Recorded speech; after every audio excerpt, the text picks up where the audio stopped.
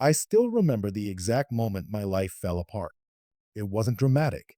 There was no screaming, no thrown dishes, no slammed doors. It was quiet, painfully, devastatingly quiet. She just placed her wedding ring on the kitchen counter, right next to my cold cup of coffee, looked at me with those eyes I had once called home, and said 7 words that would change everything. I can't do this anymore, Daniel. And then she walked out. Just like that. 8 years. Gone. My name is Daniel. And this is the story of how I lost everything and then found something I never expected. Let me take you back to the beginning, because to understand where this story ends, you need to understand where it started. I met Sarah when we were both 23. She was standing outside a coffee shop in the rain, laughing at herself because she'd forgotten her umbrella again. I remember thinking she was the most beautiful, carefree thing I had ever seen. I gave her my umbrella. She gave me her number. 2 years later, I gave her a ring. We were happy, genuinely happy. At least, I thought we were. In the early years, money was tight, but it didn't matter. We lived in a tiny apartment with a broken heater and a landlord who never answered his phone. We ate cheap pasta 3 nights a week and called it our special dinner. We laughed at things that probably weren't that funny, just because being together made everything feel lighter. I was working at a mid-level logistics company back then, grinding through long hours for a salary that barely covered the bills. Sarah was working as a graphic designer at a small agency. Between the two of us, we made it work. It wasn't glamorous, but it was ours. Then the company I worked for started downsizing. I won't bore you with the business details, but the short version is this. The department I managed got cut. 300 employees lost their jobs overnight, and I was one of them. I remember coming home that evening, loosening my tie in the elevator, feeling like the walls were closing in. When I told Sarah, she hugged me and said, "We'll figure it out. We always do." I believed her, but the months that followed were brutal. I applied everywhere. I had experience. I had references. I had everything on paper, but the job market was cold and unforgiving. Every rejection email felt like another small death. I started waking up at 3 in the morning, staring at the ceiling, running numbers in my head that never added up. We dipped into savings. Then the savings ran dry. That's when things between us started to shift. At first, it was subtle. Sarah would come home from work, and instead of talking to me, she'd go straight to her phone. Dinners became silent. Weekends, which we used to spend exploring the city or watching movies tangled up on the couch, now felt like two strangers sharing the same square footage. I told myself she was tired, stressed, that this was just what hard times looked like between two people. But deep down, something in me knew. I started noticing small things. A perfume I didn't recognize on her jacket. Nights when she said she was working late but came home with no takeout, no tired eyes, no laptop bag. A name that kept appearing on her phone screen. A name I didn't know. Marcus. I asked her about it once. Casually, trying to keep the shake out of my voice. She laughed it off. "He's a client, Daniel. Don't be paranoid." And because I wanted to believe her, because I needed to believe her, I let it go. Looking back, that was my first mistake. The months dragged on. I eventually picked up freelance work, patching together enough income to keep us afloat. It wasn't what I used to earn, not even close, but I was trying. Every single day, I was trying. But Sarah had stopped seeing the trying. All she saw was the failing. The conversations grew shorter. The affection disappeared. There were nights when she'd fall asleep on the couch rather than come to bed, and I'd cover her with a blanket and whisper goodnight to a woman who no longer seemed to hear me. And then, one Tuesday morning in November, she packed a bag. Not a suitcase, just a bag. Like she was going on a weekend trip, not leaving her marriage. I stood in the doorway of our bedroom, watching her fold clothes with a calm that terrified me more than anger ever could have. "Sarah, what are you doing?" She didn't look up right away, just kept folding. "I need some space, Daniel." "Space," I repeated, like the word didn't make sense. "I feel like I'm drowning here, like nothing is moving forward. I need to be around people who are going somewhere." That sentence hit me like a fist to the chest. I'm going somewhere, I said. I'm working every day. I'm trying. Trying isn't enough anymore.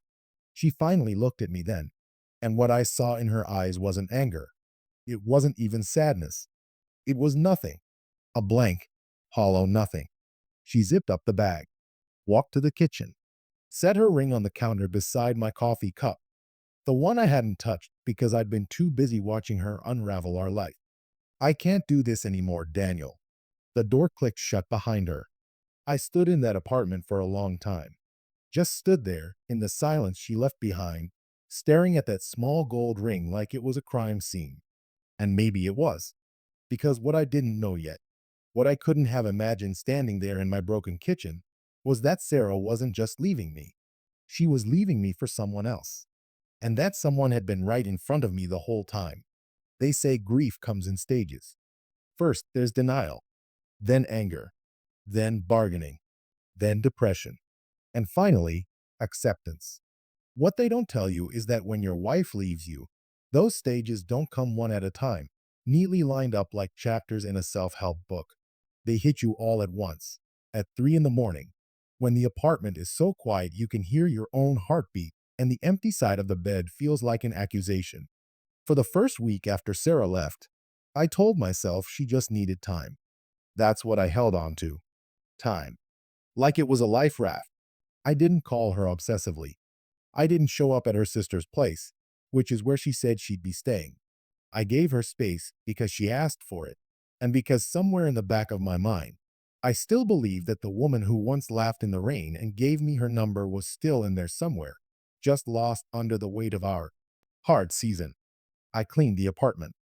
I kept applying for jobs. I cooked meals for one and told myself this was temporary. But on the 8th day, I cracked. I called her. She picked up on the third ring, which surprised me. Her voice was careful, measured, like she'd rehearsed what she was going to say. Daniel, Sarah, I just, I need to understand what's happening. Are we done? Just like that. 8 years, and we don't even talk about it. A pause. Long enough to hurt. I don't want to fight. I'm not fighting. I'm asking. There's a difference. Another pause. I just need more time. Please respect that. And she hung up. I sat with the phone in my hand for a long time after that. Something about the call felt wrong. Not just painful, wrong. There was a distance in her voice that went beyond exhaustion or stress. It was the voice of someone who had already made a decision and was just waiting for the right moment to deliver it. I knew that voice. I just didn't want to admit what it meant. It was my friend, Kevin, who first said the thing out loud that I'd been refusing to think. Kevin and I had been friends since college. The kind of friend who tells you when you have spinach in your teeth and also when your life is falling apart and you're too stubborn to see it. We met for coffee about 2 weeks after Sarah left, and I told him everything, the silence, the late nights, the name on her phone. Marcus. Kevin set his cup down slowly, very slowly, the way people do when they're choosing their next words carefully. How long has she been mentioning this guy? I don't know. A few months, maybe. She said he's a client. Kevin looked at me the way a doctor looks at a patient before delivering bad news. Daniel, come on. Don't, I said. Don't do that. I'm just saying, late nights, detachment, a name you don't recognize. You know what that sounds like. She wouldn't. I said it firmly. Like firmness could make it true. Kevin didn't push, but he didn't back down either. He just nodded slowly and said, I hope you're right. I drove home that night gripping the steering wheel too hard, replaying every moment of the last 6 months in my head. Every late night, every distracted dinner, every time she'd angled her phone screen away from me just slightly, just enough. I hated that Kevin had planted the seed, because once it was planted, it grew fast. I'm not proud of what I did next. I want to be honest with you, because this story isn't about me being the perfect wronged husband. It's about the truth. And the truth is that I went looking for answers in a way that I'm not entirely proud of. I still had access to our shared laptop. We'd always shared it. Nothing had ever been a secret, or so I thought. I opened it one evening, not even sure what I was looking for. Maybe I wanted to find nothing. Maybe finding nothing would let me sleep again. Instead, I found an email thread. It was buried in a folder she'd labeled work projects, which should have been my first clue. Because Sarah didn't bring work stress home. She never saved work emails on the personal laptop. I opened the folder with hands that had already started shaking. The emails went back 7 months. 7 months. The first few were professional enough, discussions about a branding project, feedback on design mockups, the kind of language that could pass as ordinary work correspondence if you didn't read between the lines. But I read between the lines.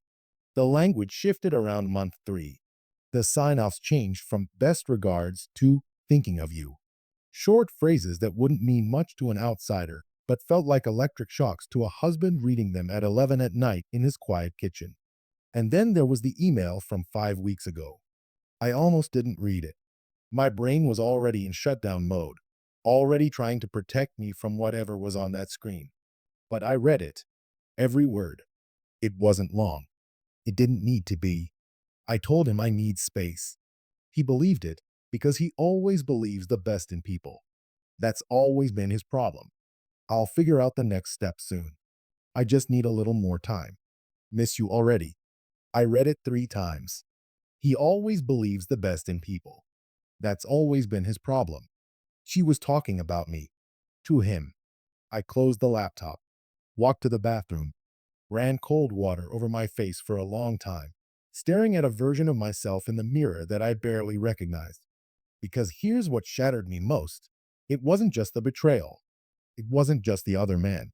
It was the realization that while I had been grieving the loss of my marriage, Sarah had been planning her exit. Carefully, deliberately, and without a single moment of guilt. And the man she was planning it with? I still didn't know who Marcus really was until the next morning, when I got a call from a number I recognized immediately, and everything I thought I knew collapsed. The number on my screen belonged to my brother, Michael, 3 years younger than me. Same dark eyes, same stubborn jawline, same laugh that filled up whatever room he was in. The brother I had grown up with, fought with, defended in schoolyard arguments, and stood beside at our parents' funeral when we were both too young and too lost to know how to grieve properly. My brother, my blood. I stared at his name on the screen for 4 full rings before I answered. Danny. He only called me Danny when something was wrong.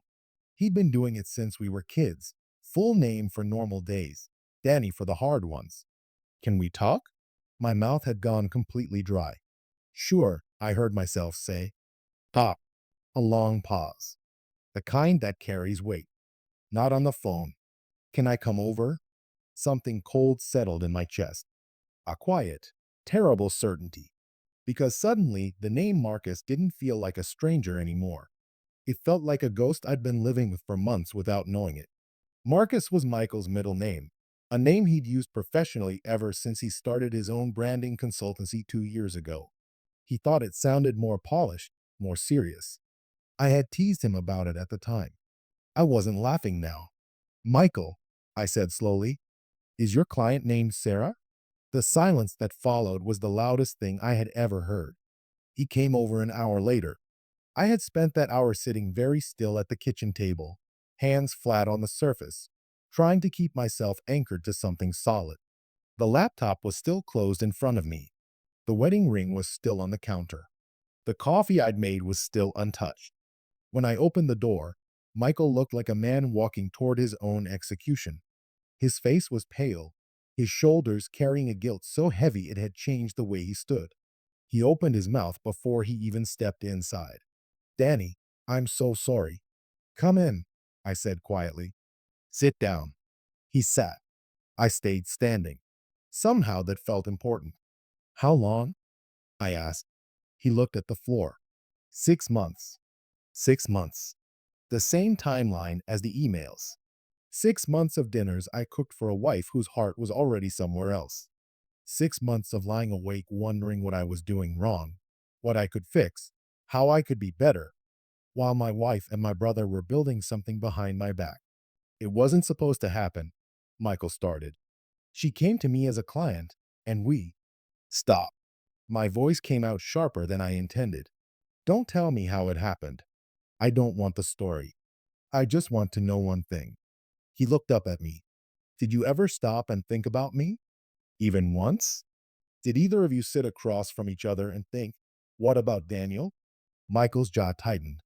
His eyes went glassy. I tried to end it, he said quietly. Twice. I told her it was wrong, that you were my brother. But you didn't end it. He didn't answer, because there was no answer that would have helped. I walked to the window, stared out at the street below where ordinary people were living ordinary lives, walking dogs, carrying groceries, completely unaware that a man in the apartment above them was watching his entire world disintegrate in real time. She told me you two were growing apart, Michael said behind me, that you'd been disconnected for a long time, that it was already over before. She told you what she needed to tell you, I said without turning around, so you could justify it. Silence. Get out, Michael. Danny, get out of my house. I heard him stand, heard the chair scrape back, heard his footsteps cross the floor. He stopped at the door, and for a moment I thought he was going to say something that mattered, something real, something that cracked through the betrayal and reached back to who he used to be. I love you, Danny. You're my brother. That doesn't change. I didn't respond. The door clicked shut. Same quiet sound as when Sarah left. Like betrayal had a signature, and it always ended in that same soft, devastating click. I won't lie to you and tell you I handled the days that followed with dignity and grace. I didn't. I went through the stages Kevin had warned me about, except this time they came with fire. I called Sarah. She didn't pick up the first time or the second. On the third call, she answered, and I said things I'm not proud of, not cruel things, but raw things, wounded things, the kind of words that pour out of a person when they've been gutted and don't know how to stop the bleeding. She cried. I think the tears were real, but real tears don't undo real choices. I didn't mean for it to go this far, she told me. But it did, I said, and you let it. She asked me if we could meet, talk properly, like adults. Part of me, the part that had loved her for 8 years, the part that still flinched when I passed her side of the wardrobe, wanted to say yes. Wanted to sit across from her and search her face for the girl who had laughed in the rain. The one who had called cheap pasta our special dinner. The one who had held my hand at my father's grave. But I said no, because I already knew that meeting wasn't going to be about saving the marriage. It was going to be about managing me, keeping me calm, keeping me quiet, while she and my brother figured out their next move. I had believed the best in people my whole life. Sarah had said it herself, that it was my problem. She was right. It had been my problem, but it was about to become theirs. Because later that evening, going through old files on the laptop, the same one that had already broken my heart once, I stumbled across something that had nothing to do with love or betrayal or broken vows. It was a financial document, and what it contained was so much worse than an affair. Let me tell you something about pain. There are different kinds. There's the pain of losing someone you love, that hollow, aching grief that sits in your chest like a stone. And then there's a different kind entirely, a colder kind. The kind that doesn't make you cry, the kind that makes you go very, very still. What I found on that laptop gave me the second kind. I almost missed it. It was buried deep in a folder inside another folder, the kind of digital hiding place that only makes sense if someone was deliberately trying to conceal something. The folder was labeled Tax Archives 2021, boring enough that no one would ever think to open it. Sarah had always handled our joint finances. I had trusted her completely with that. Another one of my greatest mistakes, as it turned out. Inside the folder were bank statements. Not our regular joint account statements. I knew those well enough.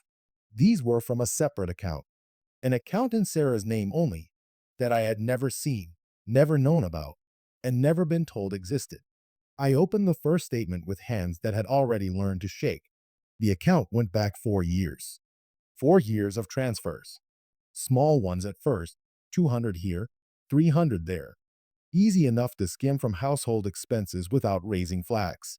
But as the months went on, the amounts grew. 500, 1,000, 1,800.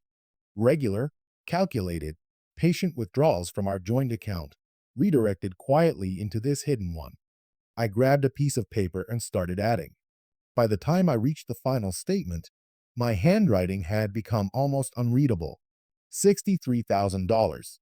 Over 4 years, while I worked brutal hours and stressed about grocery bills and apologized for not being able to afford the vacation she wanted, my wife had been quietly, systematically draining our finances and building herself a private exit fund. This wasn't impulsive. This wasn't a woman who had fallen into something unexpectedly and lost her way. This was a plan. A cold, long-running, carefully executed plan. The affair with Michael was just the final chapter of a story she had started writing long before I ever knew the plot. I didn't sleep that night.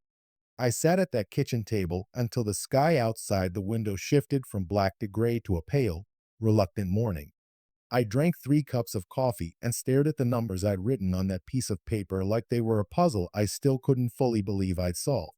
At 6 in the morning, I made 2 calls. The first was to a divorce attorney named Patricia Hale, whose card I had found tucked in the back of a drawer months ago, given to me by a colleague who had gone through his own painful split and said, "Keep this. You never know." At the time, I had almost thrown it away. That morning, I was grateful for every instinct I had ignored.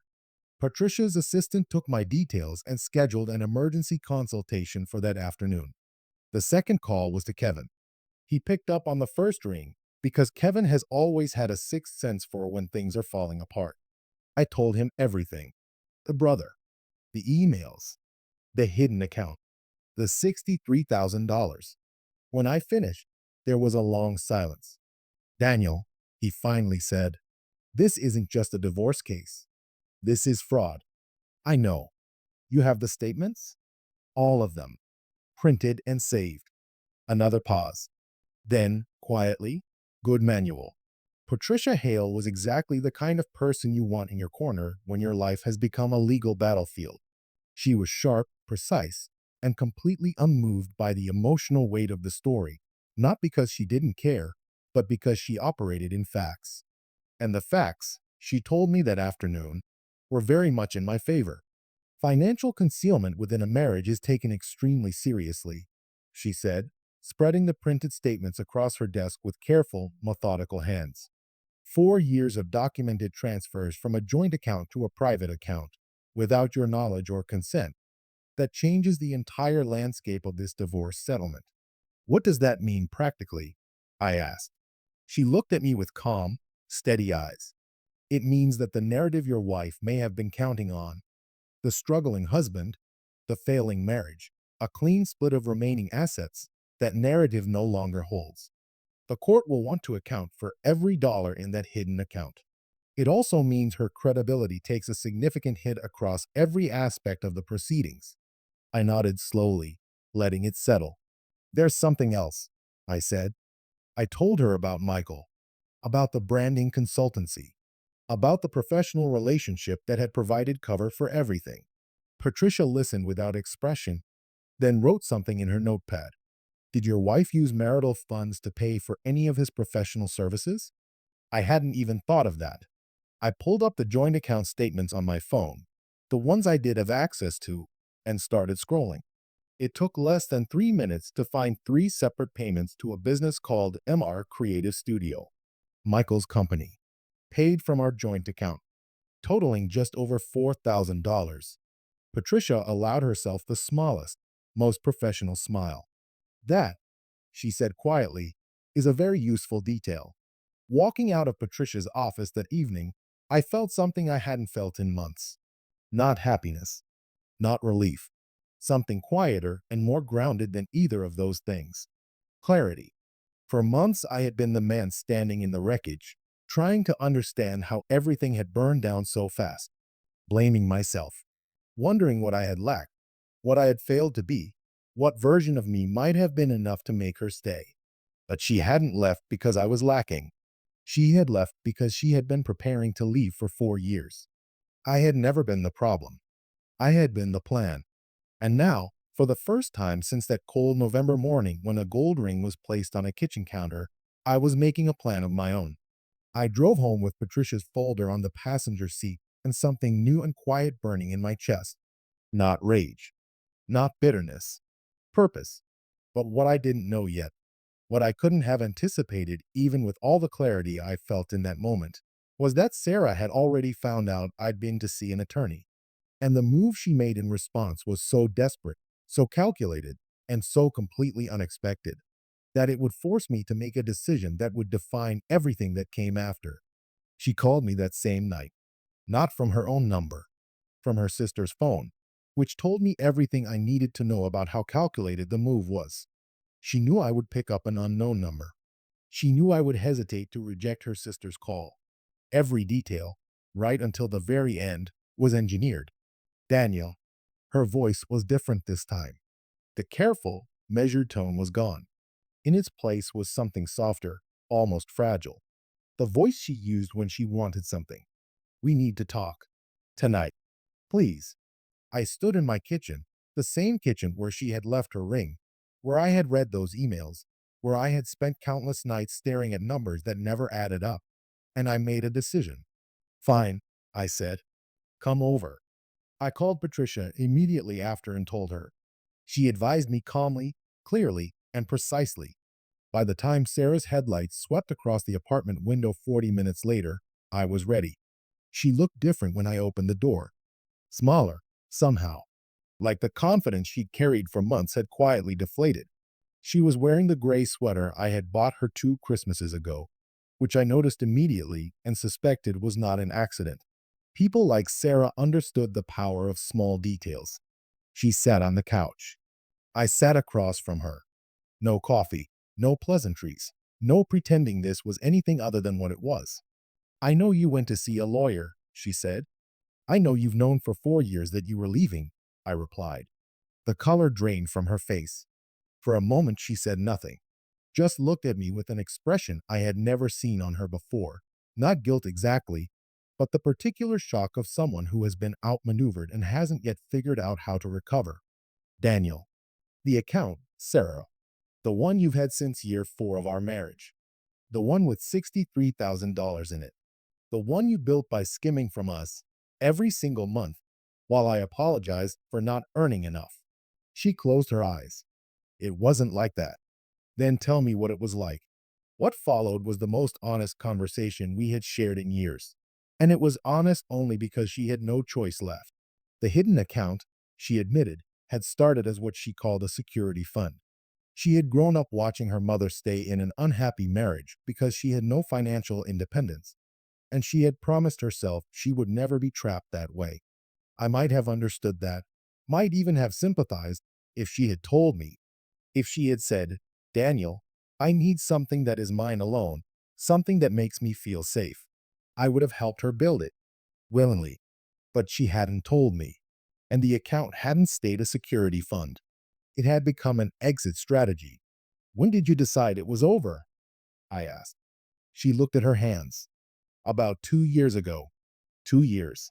She had sat across from me at dinner tables and birthday celebrations and quiet Sunday mornings for 2 years, knowing she was already gone, while I was still fully, completely present, still trying, still believing. And Michael? Her jaw tightened almost imperceptibly. That was separate. Nothing about this is separate, Sarah. She looked up at me then, and for just a moment, one brief, unguarded moment, I saw something real move across her face. Not love, I don't think, but something adjacent to remorse.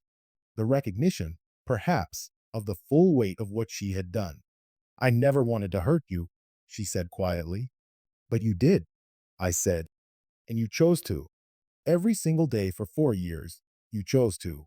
She had come here to negotiate. I could see the shape of it now. She had learned about the attorney in panic, and this visit was designed to soften me, to appeal to the 8 years between us, to convince me to handle things quietly, privately, without courts and statements and the kind of scrutiny that would expose not just the affair, but the financial concealment.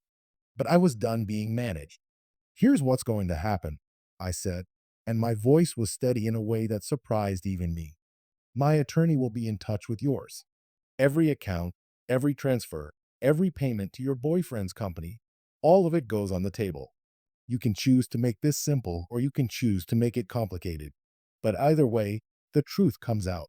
She stared at me. Daniel, if you do this, you should go, Sarah. The divorce took 8 months. Patricia was extraordinary. The financial concealment case was ironclad. 4 years of documented transfers, three payments to Michael's company from our joint account, and a hidden balance that the court divided in my favor with the kind of finality that left no room for argument. Sarah retained her own assets and walked away with considerably less than she had planned. The exit fund she had spent 4 years building was largely absorbed into the settlement. The life she had quietly architected for herself while still living mine cost her more than she had calculated. Michael and I have not spoken since the morning I told him to leave my apartment. I won't pretend that doesn't carry its own grief, a different kind, quieter and more complicated than the grief of a broken marriage. He is still my brother. That will always be true. But trust, once genuinely broken, doesn't simply reassemble because the paperwork is finished. Maybe someday. Not yet. I want to tell you about the morning the divorce was finalized. I drove home alone, which felt appropriate. Stopped at the same coffee shop where I had once given a laughing girl my umbrella in the rain. Sat at a table by the window with a cup of coffee I actually drank this time, warm and unhurried, watching the street outside. I had started a new job 3 months earlier, a senior operations role at a logistics firm that had found my profile through a mutual contact. Better title, significantly better salary, the kind of position I had been working toward before everything fell apart. It turns out that the 18 months of freelance problem solving I had done during the worst period of my life had quietly built a skill set that full-time employment had never demanded of me. Adversity, it seems, had been doing its own kind of work while I wasn't paying attention. I wasn't the same man who had stood in a silent apartment staring at a gold ring on a kitchen counter. That man had believed the best in everyone around him and had paid an enormous price for it. I didn't want to become someone who believed the worst. I didn't want the betrayal to harden me into something cold and closed.